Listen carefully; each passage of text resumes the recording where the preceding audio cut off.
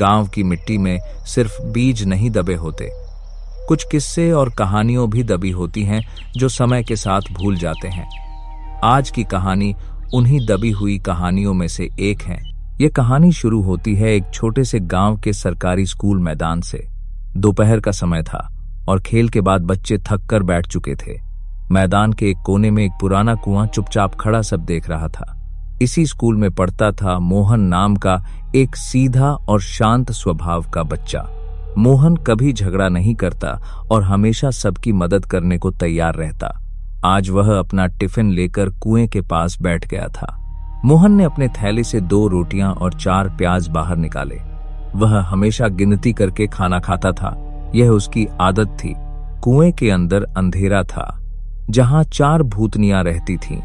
आज रोटियां भी अच्छी लग रही हैं और प्याज भी पूरे हैं। मैं आराम से गिनकर खाऊंगा, जल्दी करने की कोई जरूरत नहीं। पहले गिनती कर लेता हूँ, फिर खाना शुरू करता हूँ। मोहन जोर से गिनती बोलने लगा, जिसकी आवाज कुएं के अंदर गूंज गई। अंदर बैठी 4 भूतनियां यह आवाज सुनकर चौंक गईं। उन्हें लगा कि कोई उन्हें खाने की बात कर रहा है। 1 खाऊंगा, 2 खाऊंगा, 3 खाऊंगा, 4 प्याज हैं, सबको बारी बारी से खाऊंगा। आज पेट भर कर खाने का मन है मेरा। मोहन के शब्द सुनते ही कुएं के अंदर हड़कंप मच गया। 4 भूतनियां डर के मारे एक दूसरे को देखने लगीं। उन्हें यकीन हो गया कि यह लड़का उन्हें खाने वाला है। सबसे छोटी भूतनी बहुत डर गई और कांपने लगी। उसने सोचा कि अगर अभी कुछ नहीं किया तो सब खत्म हो जाएगा। वह हिम्मत करके कुएं के मुहाने तक आई। हे बच्चे, मुझे मत खाओ, मैं बहुत छोटी हूँ। तुम जो भी चाहोगे मैं तुम्हें दिला दूंगी, बस हमें छोड़ दो, हम तुम्हारा कुछ नहीं बिगाड़ेंगे। मोहन ने आवाज सुनी और थोड़ा चौंका जरूर, लेकिन उसने कुएं में झांक कर देखने की कोशिश नहीं की। उसे लगा कोई मजाक कर रहा है। अरे, ये कैसी आवाज आ रही है? लगता है कोई मुझे डराने की कोशिश कर रहा है। चलो गिनती फिर से करता हूँ। 1 खाऊंगा, 2 खाऊंगा, 3 खाऊंगा, 4 भी खाऊंगा। आज पूरा टिफिन खत्म करूंगा। भूख लगी है, बातें बाद में होंगी। मोहन की गिनती सुनकर दूसरी भूतनी भी डर गई। उसने सोचा कि अब लालच देना जरूरी है। वह जल्दी से ऊपर आई। हमें मत खाओ बच्चे, हम चारों तुम्हारी सेवा करेंगे। तुम धन, खाना, कपड़े जो चाहो मांग सकते हो, बस हमें इस कुएं में रहने दो। मोहन को यह सब अब भी मजाक जैसा लग रहा था। वह मुस्कुराया और फिर से अपने खाने की तरफ देखने लगा। उसका मन अभी भी शांत था। आज सबको मेरे खाने से ही डर लग रहा है। मुझे तो ये सब कहानी जैसा लग रहा है। चलो फिर से गिनती करता हूँ। 1 खाऊंगा, 2 खाऊंगा, 3 खाऊंगा, 4 भी खाऊंगा, सब आराम से, किसी को जल्दी करने की जरूरत नहीं। अब तीसरी भूतनी भी घबरा गई और बाहर आ गई। उसकी आवाज में डर के साथ विनती भी थी। वह सच बताने का फैसला करती है। बच्चे, ये मजाक नहीं है, हम सच में भूतनियां हैं। अगर तुमने हमें खा लिया तो हमारा अंत हो जाएगा। तुम जो कहोगे मैं तुम्हें दूंगी। मोहन अब थोड़ा घबरा गया। उसे पहली बार लगा कि बात गंभीर हो सकती है। उसका हाथ रोटी पर रुक गया। अब सबसे बड़ी भूतनी सामने आई। उसकी आवाज भारी और सच्ची लग रही थी। मोहन ध्यान से उसकी ओर देखने लगा। डर मत बच्चे, हम तुम्हें नुकसान नहीं पहुंचाएंगे। तुम्हारे मन में लालच नहीं है, ये हमें दिख रहा है, इसलिए हम तुम्हें एक उपहार देना चाहती हैं। 4 भूतनियां मिलकर कुएं से एक ढोलक बाहर निकालती हैं। वह ढोलक साधारण नहीं थी, उसमें अजीब चमक थी। मोहन उसे डरते डरते पकड़ लेता है। ये जादुई बोलने वाली ढोलक है, इसे संभाल कर रखना। ये सिर्फ अच्छे काम करने वालों का साथ देती है। अब आगे तुम्हारी सच्चाई की परीक्षा होगी। मोहन ढोलक को हाथ में लेकर डर और उत्सुकता दोनों महसूस करता है। वह जल्दी से अपना टिफिन समेटता है और चारों तरफ देखता है। कुआं अब पहले जैसा शांत दिखाई देता है। मोहन धीरे धीरे स्कूल मैदान से अपने घर की ओर चल पड़ता है। उसके मन में बार बार भूतनियों और ढोलक की बातें घूम रही थीं। वह सोच रहा था कि यह सपना था या सच्चाई। ये ढोलक सच में बोलने वाली होगी या नहीं?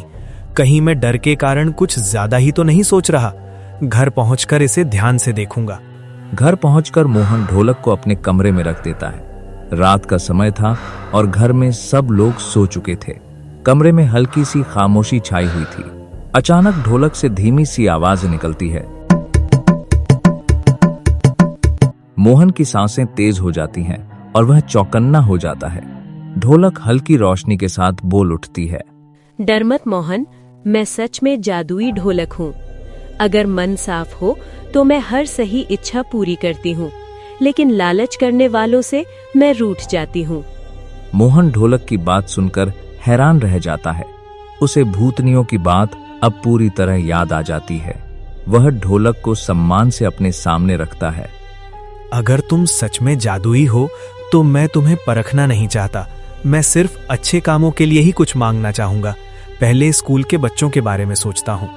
अगले दिन मोहन स्कूल जाता है और बच्चों की कमी देखता है। कई बच्चों के पास किताबें नहीं थीं। यह दृश्य मोहन के मन को दुखी कर देता है। ढोलक, अगर तुम सच में मेरी बात सुनती हो तो हमारे स्कूल के सभी बच्चों के लिए किताबें दिला दो। किसी को पढ़ाई से वंचित नहीं रहना चाहिए। ढोलक हल्के से बजती है और कमरे में मधुर ध्वनि फैल जाती है। मोहन को कुछ अजीब लेकिन अच्छा सा महसूस होता है। वह बिना कुछ बोले सो जाता है। अगले दिन स्कूल में सब कुछ बदला नजर आता है। विद्यालय के बाहर एक गाड़ी किताबों से भरी खड़ी थी। शिक्षक और बच्चे सब हैरान थे। कुछ ही दिनों बाद सर्दी बढ़ने लगती है। कई बच्चों के पास पहनने के लिए गर्म कपड़े नहीं होते। मोहन यह देखकर फिर से सोच में पड़ जाता है। ढोलक, बच्चों को ठंड लगती देख मन दुखी होता है। अगर हो सके तो सभी के लिए स्वेटर का इंतजाम कर दो। किसी बच्चे को ठंड में कांपना नहीं चाहिए। अगली सुबह गांव में चर्चा का विषय कुछ और ही होता है। एक व्यक्ति विद्यालय में स्वेटर बांटने के लिए आता है। बच्चों के चेहरों पर खुशी फैल जाती है। अब मोहन का भरोसा ढोलक पर और मजबूत हो जाता है। वह समझ जाता है कि यह शक्ति भलाई के लिए है। उसका मन और भी जिम्मेदार हो जाता है। एक दिन मध्याह्न भोजन के समय बच्चे उदास दिखते हैं। फल और पौष्टिक आहार की कमी साफ नजर आती है। मोहन फिर से ढोलक से बात करता है। ढोलक, अगर बच्चों को फल मिल जाए तो उनका स्वास्थ्य और मन दोनों अच्छे रहेंगे। कृपया इसका भी कोई उपाय कर दो। अगले दिन विद्यालय में फलों से भरी टोकरियां आती हैं। बच्चे खुशी खुशी फल खाते हैं और हंसते हैं। शिक्षक भी यह बदलाव देखकर चकित रहते हैं। मोहन अब स्कूल की इमारत की ओर ध्यान देता है।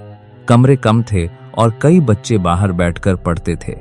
यह बात मोहन के दिल को छू जाती है। ढोलक, अगर हमारे स्कूल में और कमरे बन जाएं तो बच्चों को पढ़ने में बहुत सुविधा होगी। मैं बस इतना ही चाहता हूँ। कुछ ही समय बाद सरकारी अधिकारी स्कूल का निरीक्षण करते हैं। नई कक्षाओं के निर्माण के लिए धन स्वीकृत हो जाता है। गांव में खुशी की लहर दौड़ जाती है। अब पूरे गांव में मोहन की चर्चा होने लगती है। लोग उसे नेक दिल और समझदार बच्चा कहने लगते हैं। लेकिन मोहन के स्वभाव में कोई घमंड नहीं आता। मोहन समझ जाता है कि शक्ति का सही उपयोग क्या होता है। वह हर दिन ढोलक को धन्यवाद देता है। कहानी अब एक नए मोड़ की ओर बढ़ रही थी। अब मोहन का ध्यान अपने घर और परिवार की ओर जाता है। वह सोचता है कि जैसे स्कूल को मदद मिली वैसे ही परिवार भी सुखी हो। ढोलक उसके पास शांत होकर रखी रहती है। ढोलक, मेरी दादी को घुटनों में बहुत दर्द रहता है। अगर उनका इलाज ठीक से हो जाए तो मुझे बहुत खुशी मिलेगी। मैं यही चाहता हूँ और कुछ नहीं। ढोलक हल्की आवाज के साथ बजती है और कमरे में उजाला फैल जाता है। अगले ही हफ्ते दादी का इलाज अच्छे डॉक्टर से हो जाता है। दादी पहली बार बिना दर्द के चल पाती हैं। अब मोहन अपने पिता की चिंता करता है। पिताजी मेहनती थे, लेकिन उन्हें अच्छी नौकरी नहीं मिल रही थी। मोहन मन ही मन ढोलक को याद करता है। ढोलक, मेरे पिताजी ईमानदार और मेहनती हैं। अगर उन्हें अच्छी नौकरी मिल जाए तो घर खुशहाल हो जाएगा। मैं बस इतना ही चाहता हूँ। कुछ ही दिनों में पिताजी को शहर में सम्मानजनक नौकरी मिल जाती है।